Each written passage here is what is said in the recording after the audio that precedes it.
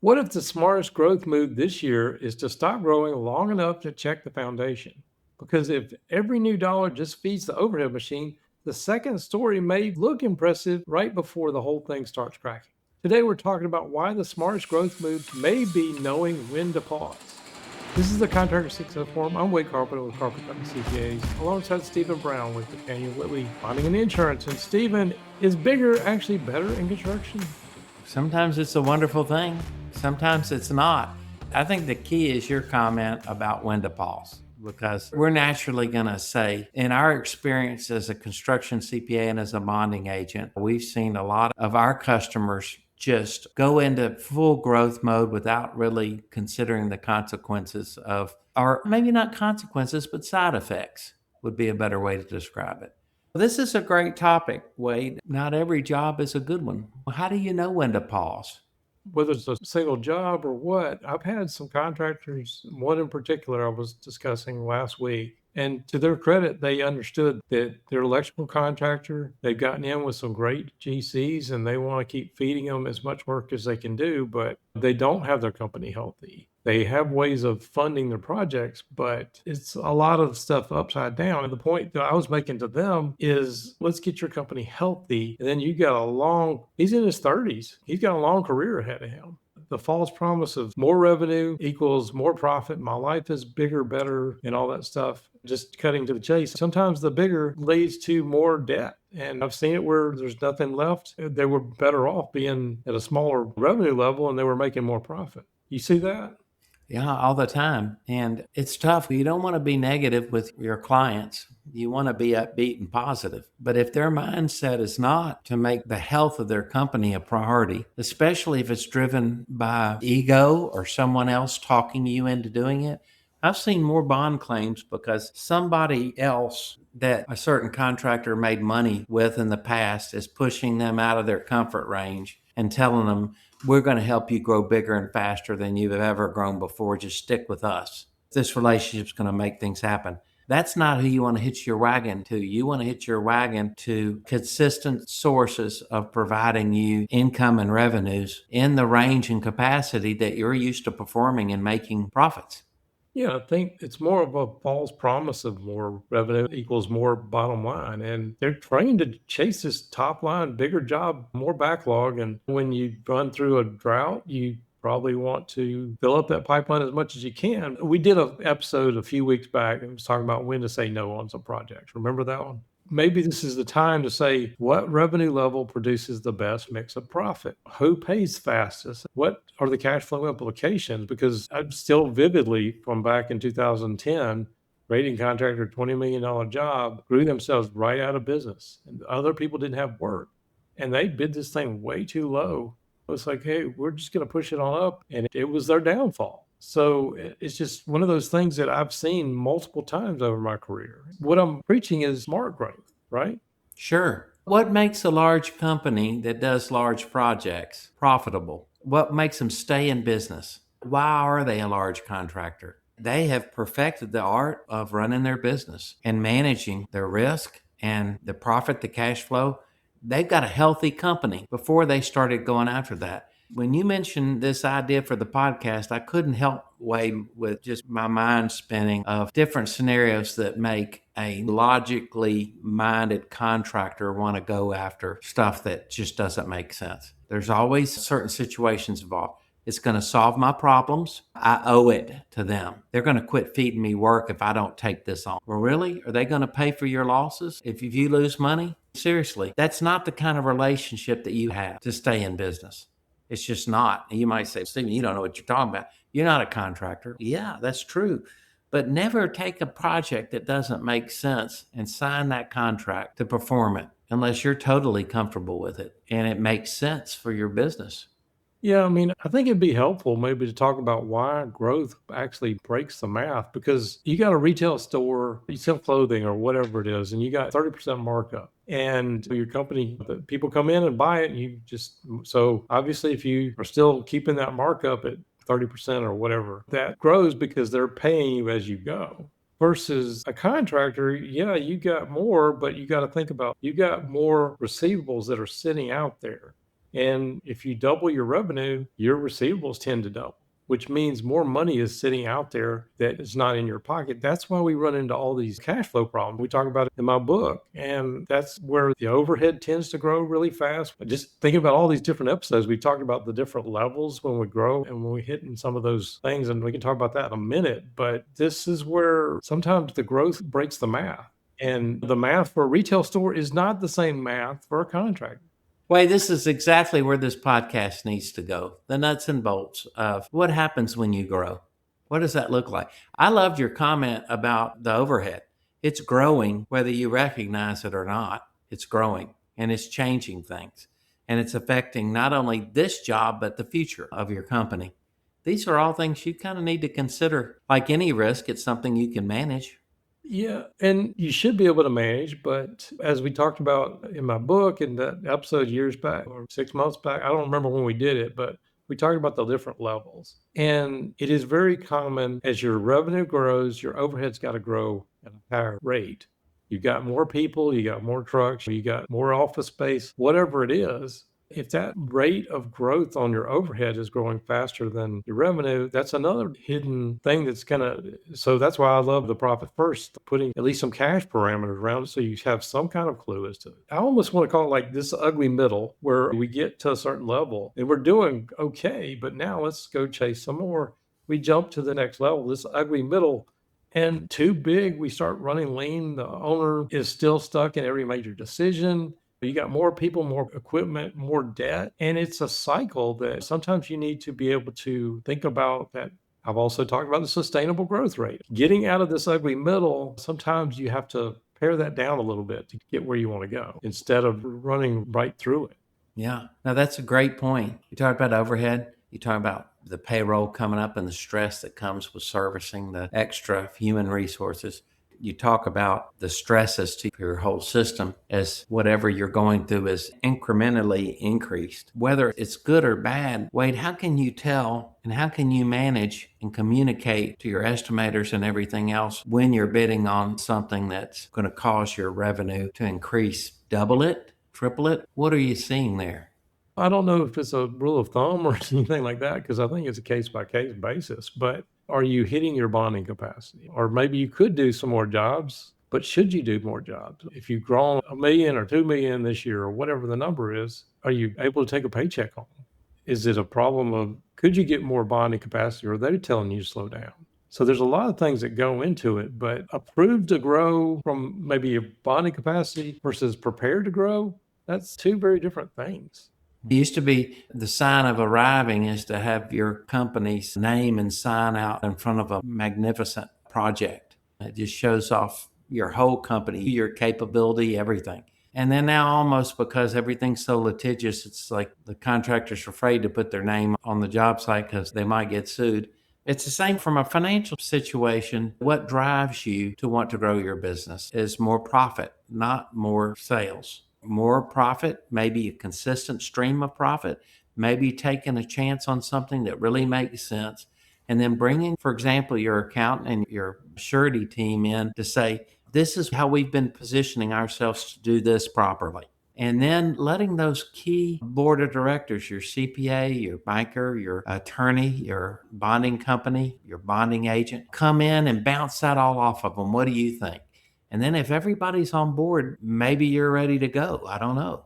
Yeah, I mean, what is good enough? Where do you plateau? What's a good enough revenue plateau? And that's where I think it all goes back to having great information. If you've grown to a certain point, you'd be surprised. I've seen some people grow to amazing revenue levels and have no better handle on where they are than they did when they started. It's just by the seat of their pants. We also had that episode a few other weeks back. We had one great year. That doesn't mean the next year is going to be as good, but now you've scaled up your overhead and you can't find that sweet job. So you take something at a lower margin just to cover that overhead. It becomes a problem. And that's what I want to talk about next is what are the signs maybe your growth has passed a useful point and maybe we should slow down. You got any thoughts on that? I absolutely do. One of the key indicators for providing surety credit is your working capital, your current assets minus your current liability, the net worth of your company. And a healthy company has working capital or cash reserves that weather storms. You've got 20 projects going on and one of them loses $150,000. That could sink one contractor's ship. But for another one, it's, yeah, we took a hit on that one. Yeah. Not every job's a home run, but that one just, and then the surety, well, what happened? And then the contractor said, this is what happened, this is what happened. Oh man, I'm sorry. And you just move on from it, right? So I always have that perspective. And then you've always got the perspective from the accounting is, are you watching the things you need to watch and managing the things you need to watch? For example, you're worried about the systems keeping up with the new revenues as an accountant. I'm worried about the estimators bidding projects, and you're telling them, we're going to have enough profit in this that we can overcome a lot of unknowns. Okay. Maybe that's the case. Maybe it's not. Heard that many times. I was just in there smiling when you said that. I don't know. For me, I think some of the signs, you obviously already said it. Your revenue's up, but your cash is actually tighter. Your owner can't take a paycheck themselves, but maybe they finally gotten to a point where they could. Maybe they're maxing out their line of credit, their credit cards. I've seen some credit card companies cutting people off. It's like, okay, something's going on here. From your standpoint, I'm sure you see your financials come in late because they don't want to admit what's going on, right? Yeah. I think your credit card analogy is a good one because from a credit card company, they're like, I'm going to give you more credit the more you use the card and the more you pay it off on time. But also, if you don't pay it off on time, you're going to pay 20% interest. So if your ship isn't already sunk, we're going to help sink it for you. I've seen some like, okay, we hit a wall and now we're getting cut off. And now what do we do? What's the better question? Should we be asking like, how do we get to 10 million? Is the better question more like, would we be better off at 10 million? What's the required margin? What overhead will we need to support that? How much working capital do we need? Do we have enough management? Do we have the people to do it? Do we have cash reserves? We need to have a growth model before we just, it's like, okay, let's just jump to 10 million and whatever that number is. That's one thing I like so much about your book, Profit First for Commercial Construction, because first of all, it lets the contractor see how to process money when it comes in and how to disperse it. It takes a lot of the emotions out of how you run your business, which is important. But you were just talking about everything else that's in place. You're talking about a healthy company making these decisions, someone that has to understand what a healthy company looks like. And a lot of contractors don't know that. They know how to build things. They have confidence in their abilities. And the more you build things and the more you finish a project, the more confidence you have in yourself and your abilities. So you have to analyze as a construction company owner whether everybody on your team is at that same level of confidence and ability. There's an art form in that as well, isn't there, Wade? Yeah. And again, it all goes back to, I hate to say it, the data. Where do we find that inflection point? Maybe we should stop and look and compare our revenue and our gross profit. Is that sinking? Is our overhead growing faster than we're growing our top line? And are we just chasing top line so that we can cover overhead? How would we speak to a listener that says, you don't understand my market? In my town, I'm a plumbing contractor and there's 20 good plumbing contractors in a small market. And there's just not any work going on right now. And I need to stay in business. You guys just don't understand what I'm going through.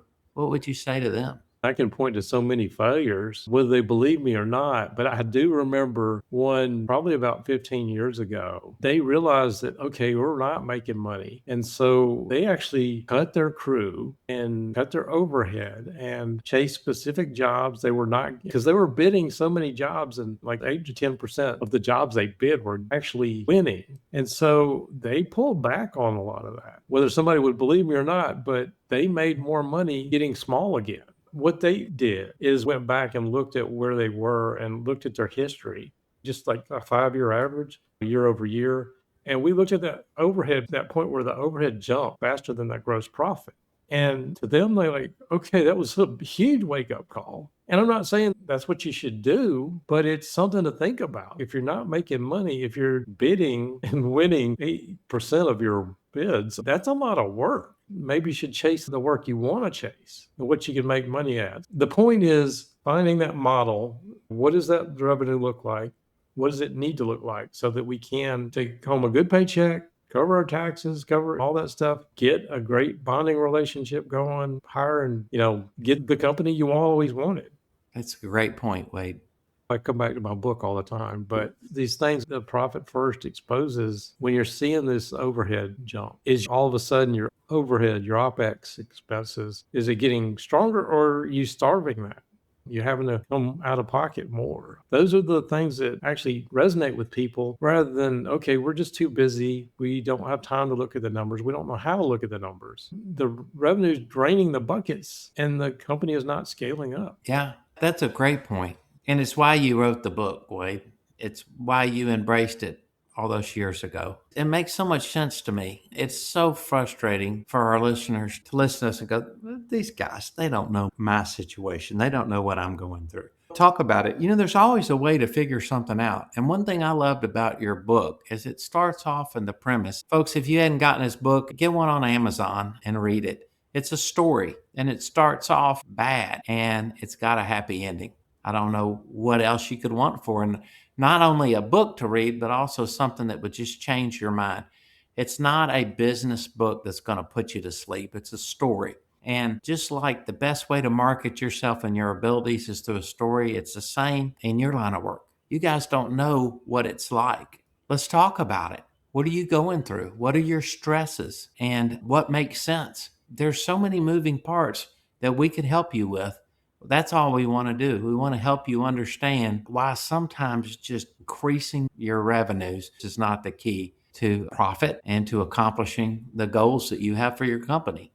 Yeah, a lot of these principles are baked into my head that I'd never really codified before I wrote the book. The debt reduction, as you're growing, you're raising this debt. And the stupid, simple, which this electrical contractor, because he was cash flowing it, but he did not realize what it was doing. It was like spiraling. He was like, okay, the same kind of things we always talk about. I don't want to pay taxes, but you look up and it's like, okay, you got all this debt now. You got to have profit to pay it back in cash. It's not going to come out of somebody else's pocket. It doesn't just magically appear. You got to have profit to do it. And that, I think, was one of the turning points for him and said, oh, crap, what have I done? We're all too busy trying to run our business. And I don't know. It's one of those things that it's rewarding to see when people actually get it. It's rewarding to see, okay, I fight the battle every day. I can say it all day long. You're chasing the nope taxes. We could do that all day long, but at some point, are you going to have a company to worry about?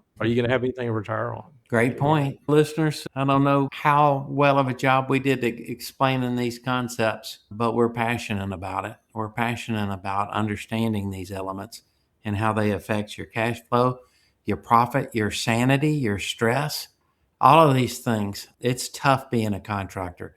It is a risky, tough business. It's thankless. And as we always say, there's a limit on how much profit you can make, but there's no limit on how much money you can lose. What other business is like that? Huh? I don't know. But these are key fundamental concepts. And I just love it. We talk about it. I would say, listeners, reach out to Wade. You've got a problem in a certain situation, tell him about it. He'll listen to you and let him give you some options, some ideas of some things maybe that Carpenter and Company can do to help you. And by all means, read the book. I buy it for customers. I tell them how wonderful it is. And the ones that read it say, yeah, I really enjoyed that. I got that. And they also will reach out and communicate with Wade more, which he likes. And it makes it easier for me to get them bonding, which I like. So it's a win-win for everybody, isn't it? Yeah. Thank you for the shameless plugs. But anyway, the point of today really is growth in itself is not bad. Blind growth is bad. Bigger is not better, but I'd say better is better. Mm-hmm. So the idea is contractors should choose their growth consciously, know what they're doing with their margin, with their cash, their systems, their people, the risk, just looking at it and not just blindly going at it. And so that was my point for today. Good point. If we reach one person, I feel like maybe we saved a business today. I don't. There you go. Thank you, Wade. All right. If you're still with us, we appreciate you being with us. We do this every single week. We appreciate it if you like, share, subscribe. It always helps us out a ton. And if you would, please come back next week. We'll see you on the next show.